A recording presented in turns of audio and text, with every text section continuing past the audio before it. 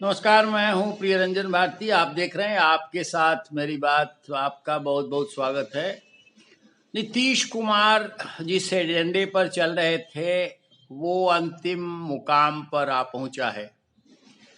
आपको पता है बहुत सारी जानकारियां आपके पास पहुंच चुकी होंगी कि वो पलटी मारने वाले हैं और पलटी मारने का मुहूर्त तय हो चुका है। सिर्फ चंद घंटे इसमें बाकी है। ये बात मैं लगातार कह रहा था और यकीन मानिए मुझे इसका भरोसा था कि वो पलटी मारेंगे। उनकी फितरत है, उनके स्वभाव में ही है। अब सवाल कई तरह के तैर रहे हैं। सवाल ये भी उठ रहा है कि क्या भारतीय जनता पार्टी जिसने अपने दरवाजे नीतीश कुमार के लिए हमेशा के लिए बंद कर दिए थे, उसे अब उसी नीतीश कुमार को कैसे गले लगाना चाहिए? ये क्या राजनीति की पराकाष्ठा और अवसरवादिता का बेहद विकृत विद्रूप नमूना नहीं कहा जा सकता है? लेकिन राजनीति है और राजनीति में सब क्षम्य है, इसलिए कि राजनीति सिर्फ स्वार्थ परता के लिए की जाती है, अपने स्वार्थ के लिए की जाती है। नीतीश कुमार जब से महागठबंधन सरकार के नेता बने, उत्तराधिकारी तेजस्वी यादव को दिखाते रहे, बताते रहे, लेकिन जब वक्त आया तो उन्होंने फिर अवसरवादिता का ही अवसर दिखाया। और ये साबित करने के लिए काफी है कि उनकी फितरत में क्या है, वो किस तरह से मुख्यमंत्री का पद धारण किए रखना चाहते हैं और इसके लिए किसी भी सीमा तक जाने से वो कतई बाज नहीं आना चाहते। आज तरह तरह की बातें उठ रही है कि नीतीश कुमार फिर अगले लोकसभा और विधानसभा चुनाव जो साथ साथ होने की बात कही जा रही है, तब तक वो मुख्यमंत्री पद धारण किए रहेंगे और सुशील मोदी समेत भारतीय जनता पार्टी के 2 उप मुख्यमंत्री सरकार में शामिल होंगे।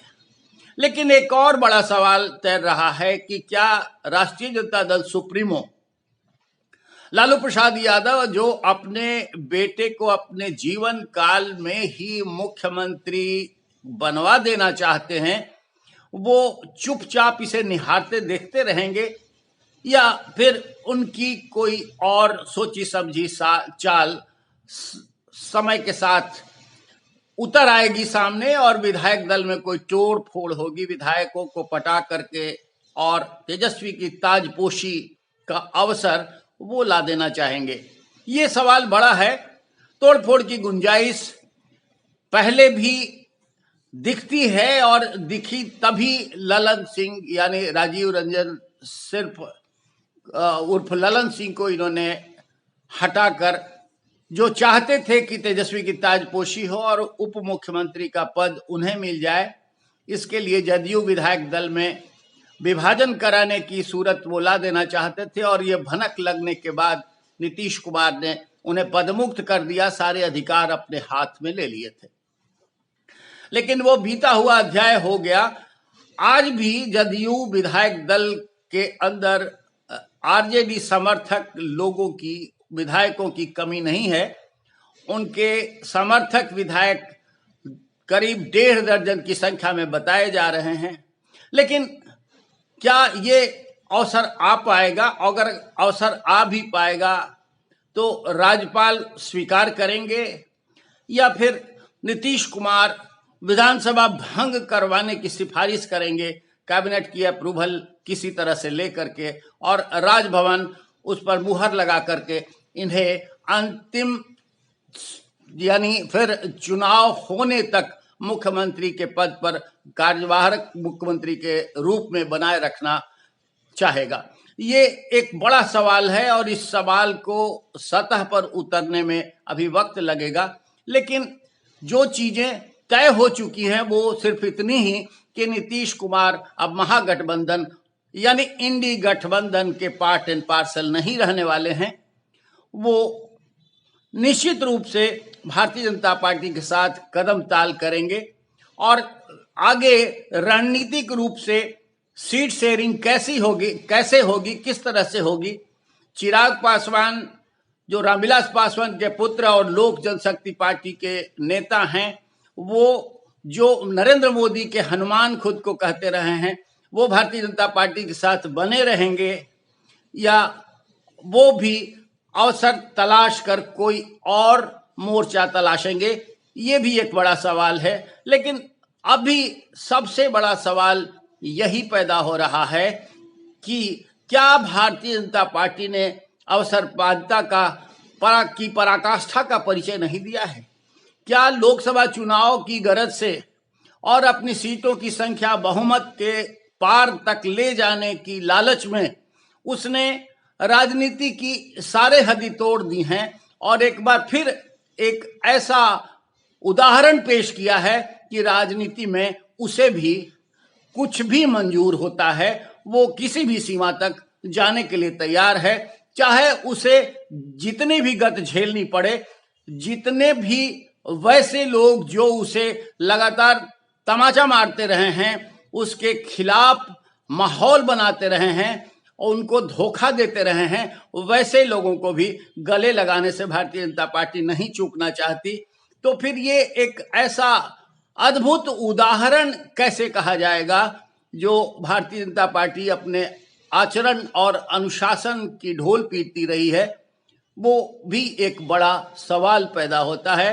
अब सवाल दर सवाल उठते चले जाएंगे, लेकिन व्यावहारिक रूप से सिर्फ उतना ही अभी जो मैं कहूँगा ये कि सामने दिख रहा है कि नीतीश कुमार अपनी सत्ता बनाए रखने के लिए किसी भी सीमा तक जाने के लिए प्रसिद्ध हैं, पलटू राम कहे जाते हैं और भारतीय जनता पार्टी को एक नहीं दो बार उन्होंने लंगड़ी लगाई, दो बार उसके साथ धोखा किया। इसके बावजूद भारतीय जनता पार्टी अपने आचरण में, अपने व्यवहार में सुधार नहीं लाना चाहती, वो अवसरवादिता है, ये बात सामने आ चुकी है। अब दूसरा सवाल ये है कि जिस बात को मैं लगातार कहता रहा हूं और हमारे दर्शक जो संभवतः अभी भी हमारे साथ बने हुए होंगे, वो जिस तरह की प्रतिक्रियाएं देते रहे मेरे साथ, जिस तरह से मेरे वीडियो पर उन्होंने टिप्पणियां की और मुझे बुरा भला कहा, उनसे मैं आग्रह करूंगा कि अब वो अपनी बात बताएं कि क्या मैं सही था या फिर वो जो कह रहे थे वो सही निकला। मैं जो कह रहा था वो आज 16 आने सच होने जा रहा है, इसलिए कि राजनीति की समझ मैं रखता हूं और राजनीति में जो घटित होने जा रहा है उसका आकलन करने का आदी हूं और इसी में अपनी लगभग इतनी बड़ी उम्र गुजार दी है। बाल ऐसे ही नहीं सफेद किए हैं। ये एक सदा हुआ सच है कि राजनीति में ऐसे ऐसे लोग इसी तरह का आचरण करते हुए और अपनी पताका, अपनी ध्वजा लहराना चाहते हैं। आज बस जो दिख रहा है सतह पर वो यही दिख रहा है कि नीतीश कुमार उसके सबसे उत्कृष्ट उदाहरण बन के सामने आ रहे हैं। असंभवतः यही सवाल उठ रहा होगा इंडी गठबंधन के बाकी दिग्गज उन नेताओं के मन में भी जो नीतीश कुमार के संयोजक बनाए जाने के प्रस्ताव का विरोध करते आ रहे हैं। और चाहे वो स्टालिन हो, ममता बनर्जी हो, अरविंद केजरीवाल हो या कोई और भी नेता जो इनका विरोध करता रहा है, उसके मन में भी, उन सारे लोगों के मन में भी यही शंका रही होगी और ये शंका बहुत हद तक स्वाभाविक है, क्योंकि आज जो कर्तव्य दिख रहा है वो राजनीति का और सत्ता राजनीति का सबसे निकृष्ट नमूना ही कहा जाएगा, जिसके लिए दरवाजे बंद हो जाते हैं, जिसके लिए सब कुछ खत्म कर दिया जाता है, उसे भी राजनीति में और अवसर अपनी सत्ता का तलाशने के लिए किसी भी सीमा तक जाने से कोई गुरेज ये राजनेता नहीं करते हैं। और ये सबसे अधिक महत्वपूर्ण भी है कि ऐसी जो आचरण करने वाली पार्टी है, जिसे राजनीति में उत्कृष्टता लाने की कोशिश के लिए जाना जाता है, राजनीति को नए सिरे से स्थापित करके एक उदाहरण रखने के लिए जाना जाता है, उस दल ने भी ये काम करने में कोई चूक नहीं की है। ये महत्वपूर्ण होगा और महत्वपूर्ण ये भी होगा कि ऐसे ऐसे उदाहरण पेश करने से आने वाले समय में राजनेताओं को बचना चाहिए, ताकि नई पीढ़ी आदर्श स्थापित कर सके, और आदर्श बनेगा तभी भारतीय लोकतंत्र की पताका लहराएगी। ये बहुत आवश्यक भी है। आज के अंक में बस इतना ही।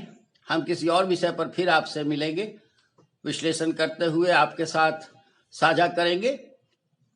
हम निवेदन करेंगे कि हमारे वीडियोज को शेयर कीजिए, आप अनुकूल लगे तो उस पर टिप्पणियां कीजिए, सब्सक्राइब कीजिए। बहुत बहुत धन्यवाद। फिर मिलते हैं। नमस्कार।